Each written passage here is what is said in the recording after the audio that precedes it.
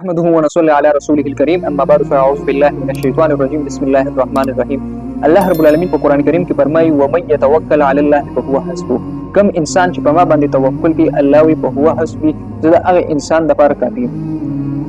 د هغه انسان لپاره الله رب العالمین فرمایي زه کافي یم. یو واقعیا یو کلی مزیدار غونډه واقعیا به تاسو سره شریک کړم.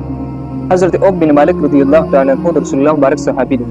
یو ورځ رسول الله مبارک لراغه وته د الله رسوله وته وی زما زوی د سالم وی هغه د مشرکانو په قید کې دی. زما لپاره د الله رب العالمین سوال وکړ وګه زما د زوی الله رب العالمین د اخلاص کې او ته وی زه ډیر زیات مجبور یم، ډیر زیات فخر په خامه ده په کور کې سشتنه او ډیر زیات کمزور یم د ګټ وټ یم. رسول الله صلی الله علیه وسلم ته او فرمایي او ته وی ته داس چل وکا چې صبر وکا صبر او ته وی لا حول ولا قوه الا بالله دا وظیفه شروع کړه او ډیر زیات په کثرت سره کوته. حضرت ابو ذر غفاری رضی الله تعالی عنہ رسول الله مبارک پنځه خبرې ورته کړو، پنځه شوزونه ورکړو، په هغه کې یو شی چې کوم دی لا حول ولا قوه الا بالله. رسول الله صلی الله علیه وسلم فرمای دا الله رب العالمین د عرش نه لاندې یو خزانه ده، دا لا حول ولا قوه الا بالله د هغه خزانه نه راغشري شوی دا راغلی او کوم انسان د لا حول ولا قوه الا بالله ورت کوي دروازه او دا ځان له وظیفه کې نو رسول الله مبارک فرمای د یو کم سلو بیمارو علاج ده او د ټول نو وړه بیماری چې کوم ده هغه پکې غم دی، غم او ټینشن دی. وګورئ نن سبا تاسو څونه خلک په غم او په ټینشن کې اخري لا حول ولا قوه الا بالله ډیره مجربه وظیفه را دا ټول شروع کې او په کثرت سره کوي. رسول الله صلی الله علیه وسلم صحابي ته فرمای ورته د لا حول ولا قوه الا بالله دا په کثرت سره شروع کا ورته ویسا صحابي لاړو حضرت ابو بن مالک رضی الله تعالی عنہ او چې څنګه کور ته دنه شو او کې ناستو د کې ور وړه دی. حضرت ابو بن مالک رضی الله تعالی عنہ چې ورغه کولو کو وکتل زوی ولال دی مخته چې څنګه زوی ته وکتل او بیا د زوی شاته وکتل د زوی شاته تقریبا سل او خان ولال. هغه پلار ډیر زیات حیران شو، هغه زوی ته وی ته څنګه د کافرانو د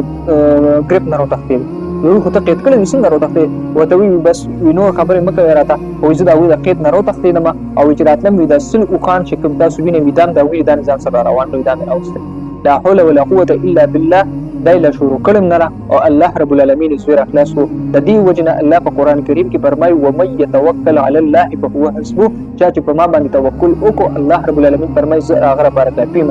توکل په الله کوي، صبر کوي.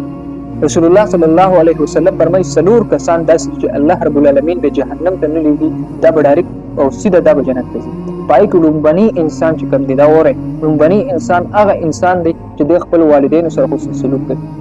خره وي سره ساتي. دویم هغه کس دی چې د اولاد ډیر زیاتی خو دی غریب وي او دی کوشش دا کوي چې زما درې بچو د ګیډ د حرام وړای لاړ شي حلال لاړ شي. حضرت ابو درداء رضی الله تعالی عنہ چې بر سحر منځ کو د دې ډیر زیات وخت ته دواته بني سره دی پیرو رسول الله مبارک فرمایي ابو درداء ته وخت ولې زیاته وي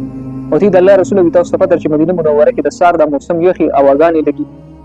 او بل دار چې کجوري پخښي دي دا کجوري شکر کیږي او اواله کې تیزه نو د الله رسول الله زما چې کوم گاونډي وي داغه د کجورو باغ دی د هغه باغ څنګه زما کور ته راغلي دي چې کله دا اول لګي نو هغه کجوري زما د انګړ ته راوځي نو زه وختي ځکه زم مزویم چې زما د بچی پیسې چې کوم کجوري راغورځېدلي چې هغه واپس ورلم زما بچیو. رسول الله مبارک ډیر زیات